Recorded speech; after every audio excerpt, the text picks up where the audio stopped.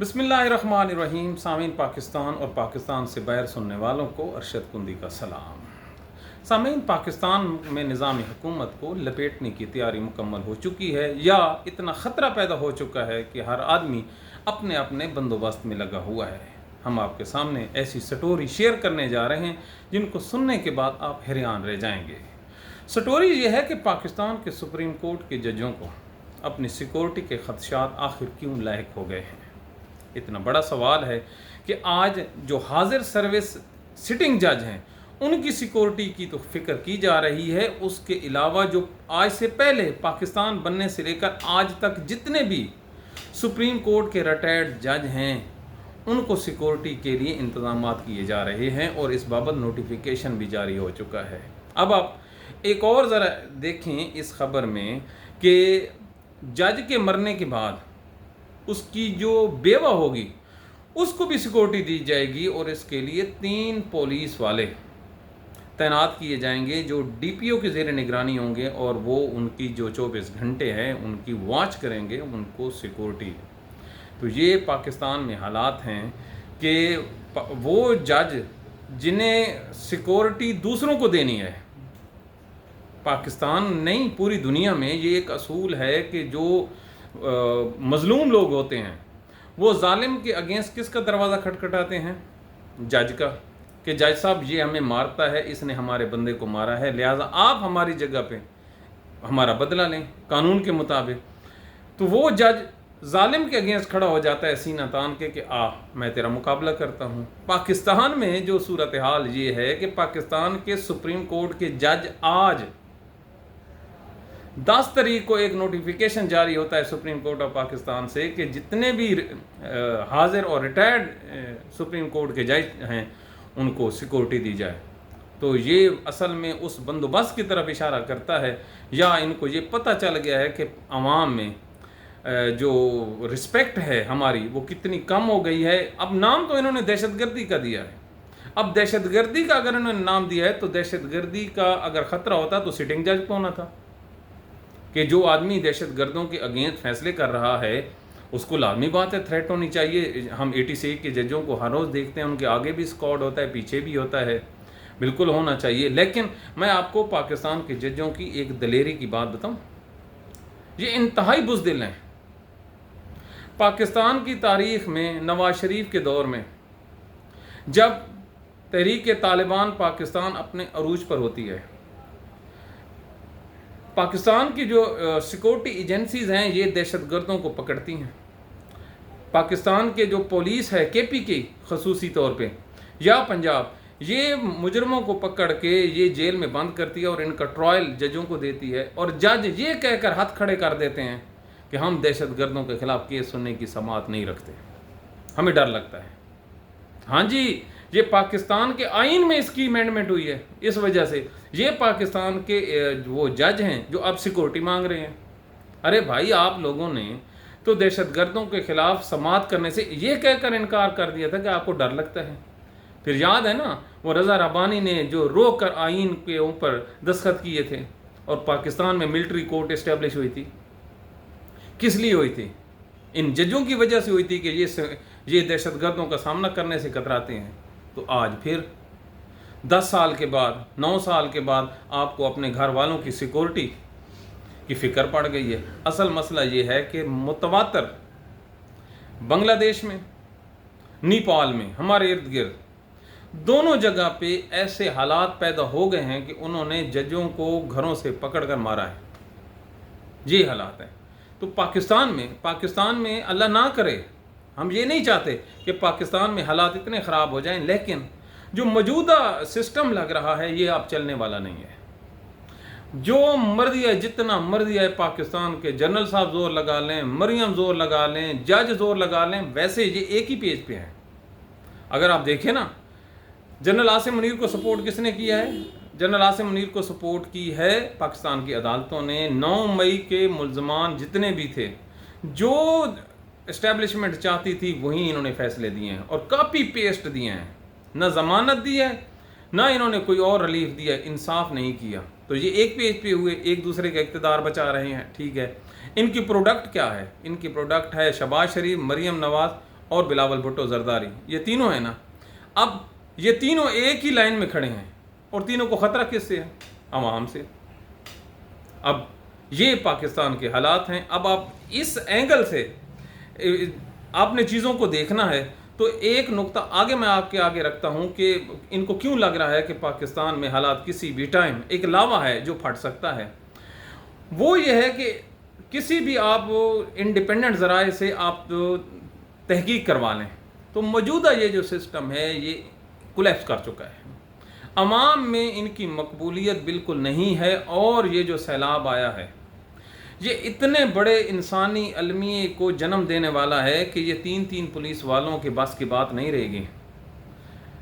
یہ جو پانی چلا ہے نا جی حافظ آباد سے، پنجاب اپر سے، یہ حافظ آباد سے ہوتا ہوا اب یہ ملتان پہنچا ہے، ملتان تباہی مچانے کے بعد یہ اب سندھ میں داخل ہونے لگا ہے، جہاں پر کوئی براج نہیں ہے، کوئی جھیل نہیں ہے، کوئی پشتہ نہیں ہے، اور یہ تھالی کی طرح زمین پر یہ جو پانی ہے یہ پھیلتا جا رہا ہے، یہ سانپ لگ رہا ہے، جدھر منہ آتا ہے ڈستا جاتا ہے۔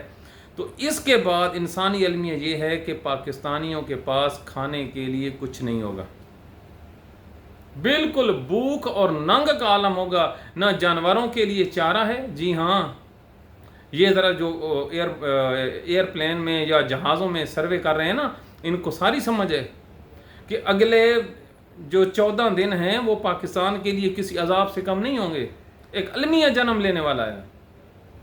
ڈکیتیاں اتنی ہو جائیں گی کہ حضرت عمر کے دور میں جب بھوک پڑ گئی تھی نا تو حضرت عمر نے ایک سرکولر جاری کیا تھا کہ خبردار کسی بھی چور کو آپ نے سزا نہیں دینی قحط کے دنوں میں۔ کیوں؟ انسان کے لیے لازم ہے کہ وہ اپنا پیٹ پوجا کرے۔ تو پاکستان میں بھی یہی حالات ڈیولپ ہونے والے ہیں۔ جب لوگوں کے بچے بھوکے رات کو سوئیں گے نا تو وہ چیخیں گے، تو انہوں نے آرام سے نہیں بیٹھنا۔ یہ اس چیز کا ان کو ڈر ہے۔ پاکستان میں جتنی بھی رپورٹس آ رہی ہیں وہ یہ بتا رہی ہیں کہ پاکستان میں ایک انسانی المیہ، بہت بڑا المیہ جنم لینے والا ہے، اور ان کا رخ جو ہے وہ پاکستان کے شہروں کی طرف ہوگا۔ کیوں؟ جتنے بھی روڈز آتے ہیں وہ انہی علاقوں سے گزر کے آتے ہیں، تو کیا انہوں نے کسی کو گزرنے دینا ہے؟ انہوں نے تو راستے میں دھرنے دے دینے ہیں، انہوں نے کہنا ہے ہمارے بچے بھوکے پڑ رہے ہیں، یہ سامان کدھر جا رہا ہے۔ تو یہ پاکستان کے وہ حالات ہیں جو سیلاب پلس عوام میں مایوسی، اور تیسرا ایک اور اینگل آپ ذرا سوچئے، پاکستان کی جو یوتھ ہے، چھوڑ دیں تحریک انصاف اور عمران خان کو، ان کے لیے کتنی جابس بچی ہیں، کتنے کاروبار کے مواقع ہیں؟ کچھ بھی نہیں ہے۔ آپ ایک سروے کریں، ایک survey recently Punjab university, BZU university اور KP یونیورسٹی سے اور اسلام آباد سے ایک ہوا ہے، ایک غیر جو رجسٹر تنظیم ہے اس نے کیا ہے کہ کتنے فیصد جو طالب علم ہیں وہ اس نظام حکومت سے سیٹسفائیڈ ہیں۔ تو بلیو می 99% جو یوتھ ہے، جو پاکستان کے نوجوان ہیں، جو پڑھا لکھا طبقہ ہے، ان کو اپنا کیریئر پاکستان میں زیرو نظر آتا ہے۔ تو پھر نیپال تو بننا ہے، آج بنے یا کل بنے۔ آپ ہماری آواز روکتے ہیں کہ ہم چپ ہو جائیں، او بھائی ہم تو چپ ہو ہی جائیں گے، لیکن ہم جو ہیں سب سے زیادہ آپ کے بہترین دوست ہیں، جو آپ کو اس امن کے دنوں میں جگانے کی کوشش کر رہے ہیں، جھنجھوڑنے کی کوشش کر رہے ہیں کہ حضور انصاف کیجیے، انصاف کیجیے، آپ کے پاؤں کے نیچے سے زمین جا رہی ہے۔ کل اب موجودہ جو لوگ ہیں ان کی مشیروں کی آپ قابلیت ملاحظہ کریں۔ وہ ایک حسن ایوب نامی شخص کہتا ہے ٹیلی ویژن پہ بیٹھ کے، پاکستان میں نیپال جیسی صورتحال نہیں بن سکتی کیونکہ پنجاب کے پاس 1,20,000 کے قریب پنجاب پولیس کے نوجوان ہیں۔ بسم اللہ، اگر اس قسم کے نالائق، نکٹھو اور بدراہ کرنے والے مشیر ہوں گے تو پھر یہی کیا انقلاب یا اس قسم کا موب جو ہے نیپال جیسا، یہ پولیس روکتی ہے؟ یہاں تو فوج بھی نزدیک نہیں آتی، یا گولی چلائے گی یا مزید حالات خراب ہوں گے۔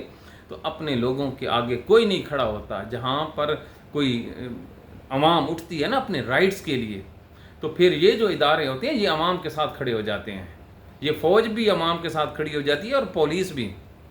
لیکن بچت ان لوگوں کی نہیں ہوتی جو بڑے بڑے محلوں میں رہتے ہیں۔ یہ جو بڑے بڑے محلات پاکستان میں ہیں نا، یہ کوئی حلال کی کمائیوں سے نہیں بنے ہوئے، یہ سارے کے سارے حرام کے ہیں۔ یہ جس محل کی آپ اینٹ اٹھائیں نا اس کے نیچے خون نکلتا ہے۔ انہوں نے کہاں سے پیسے لیے ہیں جی؟ کوئی ایک تو بتائیں نا جو پاکستان کا جینوئن امیر ہو اور اب بھی امیر ہو۔ یہ سارے نو دولتی اٹھے ہیں، انہوں نے حکومت میں آئے ہیں، انہوں نے اسٹیبلشمنٹ کا سہارا لیا ہے اور لوٹ کے اپنے محل بنا کے بیٹھے ہیں، اور اب یہ چیمپئن ہیں۔ کیا الیکشن کمیشن ایسا ہوتا ہے؟ کیا پاکستان کی عدالتیں ایسی ہوتی ہیں؟ خود جج کہہ رہے ہیں ہمیں انصاف دو۔ اور جو اطہر معین اللہ نے تقریر کی ہے وہ تو لگتا تھا کسی چوک میں کھڑے ہو کے تقریر کر رہا ہے، وہ اپنے ججوں کو کہہ رہا ہے کہ آپ غلط ہو۔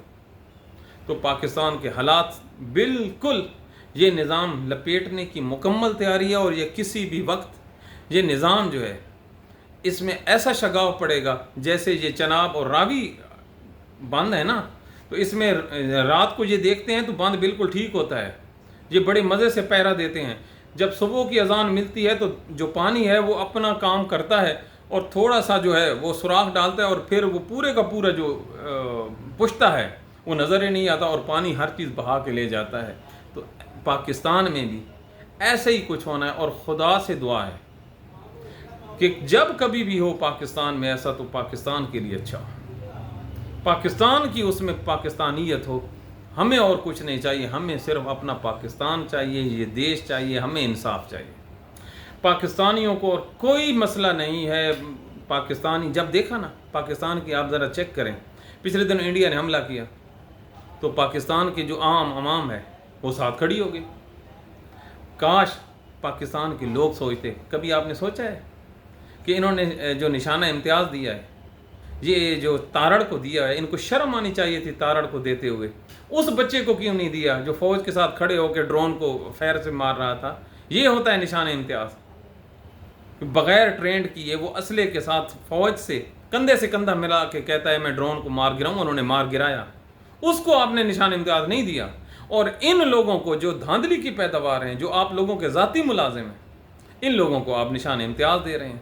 تو اگر یہ آپ کے فیصلے ہوں گے تو پھر کہتے ہیں نیپال نہ ہو، نیپال ہونا ہی ہونا ہے، سری لنکا ہونا ہی ہونا ہے، بنگلہ دیش کی طرف پر پاکستان میں ہونا ہی ہونا ہے۔ یہ پوری دنیا کا ایک دستور ہے کہ ایک دفعہ جب ہوا چلتی ہے نا تو پھر ہوا نہیں رکتی۔ تو آپ لوگوں کے لیے سبق یہ ہے کہ انصاف کریں، اب بھی ٹائم ہے انصاف کریں، انصاف میں ہی سروائیول ہے۔ اللہ تعالیٰ کا قرآن بار بار حکم دے رہا ہے کہ انصاف تقوی کے قریب ہے، لیکن پاکستان میں ناپید ہے۔ تو یہ جو پاکستان کے ججوں نے اپنی فیملیز کو پروٹیکٹ کرنا شروع کیا ہے، تو اس پہ آپ غور کیجئے، اس میں کئی لاتعداد وہ کہانیاں ہیں جو آپ کے سننے کو ملیں گی۔ ویسے پاکستان کے ججوں کو سوچنا چاہیے کہ کل امریکہ کا ایک جج، مجھے اس کا نام نہیں یاد آ رہا، بڑا بوڑھا سا ہے، وہ ریٹائر ہوا ہے۔ جب وہ ریٹائر ہوتا ہے تو لازمی بات ہے جب وہ اپنی کرسی پہ بیٹھا تھا تو دو فریقین کے درمیان مقدمے ہوں گے نا، ایک کے حق میں کرتا تھا، دوسرے کے خلاف کرتا تھا۔ لیکن جب وہ ریٹائر ہو کے آتا ہے تو باہر جو سڑک ہے وہاں پر پھولوں کی پتیاں ہوتی ہیں، اس کو تو کسی چیز کا ڈر نہیں تھا۔ جب وہ مرا ہے تو لوگ جو ہیں اس کے جنازہ، جب اس کا تابوت جا رہا ہے تو لوگ اس پہ پھول پھینک رہے ہیں، اسے تو کسی سیکورٹی کی تھریٹ کی ضرورت نہیں تھی۔ تو بھائی آپ کو کیوں ہے؟ اگر آپ کو ہے سپریم کورٹ کے ججوں کو، تو پھر ہائی کورٹ کے ججوں کا کیا گناہ ہے؟ یہ جو آپ نے بٹھائے ہوئے ہیں ہر صوبے میں، ان بیچاروں کا کیا ہے؟ تو پھر نیچے سیشن کا کیا ہوگا؟ ہائے میں بچ جاواں باقیاں دکھائے رہے۔ تو ایسے نہیں پاکستان چلنے والا، میں بچ جاواں تو باقیاں دکھائے رہے، اس طرح نہیں ہونا۔ حضور تھانوں ہر کسی کو اللہ تعالیٰ قرآن میں پتہ کیا ارشاد فرماتا ہے کہ ہر آدمی کو اپنے حصے کا حساب دینا ہے، بالکل دینا ہے۔ آپ لوگوں کو حساب دینا ہے، جس نے جتنا کھایا ہے اس نے اتنا حساب دنیا میں بھی دینا ہے اور آخرت میں بھی دینا ہے۔ آپ کیا سمجھتے ہیں قاضی فیض عیسیٰ اس سے بچ جائے گا؟ عوامی غیظ و غضب سے نکلے تو صحیح بات، انشاءاللہ العظیم ایسے جوتے پڑیں گے، ایسی منہ پہ سیاہیاں ہوں گی، ٹماٹر ہوں گی، آپ سوچیں نہیں۔ علیمہ خان کو پڑھ سکتے ہیں نا، وہ تو مروایا گیا نا اپنوں نے۔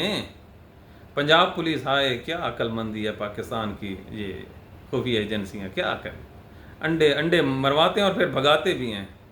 تو یہ جو قاضی فیض عیسیٰ ہے نا، یہ اس جیسے ججوں کو جنہوں نے پاکستان میں انصاف کا قتل عام کیا ہے، کل نواز شریف نے کیا کہا ہے کہ قاضی فیض عیسیٰ ملا ہوا تھا، تو یہ شرم کرنی چاہیے ان لوگوں کو۔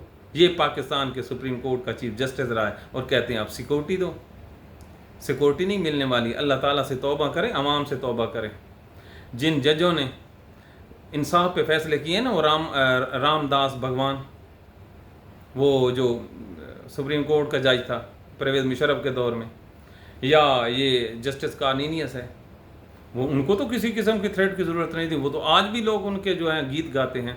तो ये पाकिस्तान है, पाकिस्तान का निज़ाम हुकूमत बिल्कुल आखिरी सांसें ले रहा है। ये कब वेंटिलेटर से उतर कर ये जाता है कब्रिस्तान की तरफ, ये वक्त बताएगा। लेकिन तब्दीली आई कि आई। आप लोग हमें देखते हैं, हमें पसंद करते हैं, हमें कमेंट्स करते हैं, हम आपके इंतहाई मशकूर हैं। अपनी दुआओं में याद रखिए, हमारी सलामती के लिए दुआएं कीजिए। Thank you very much.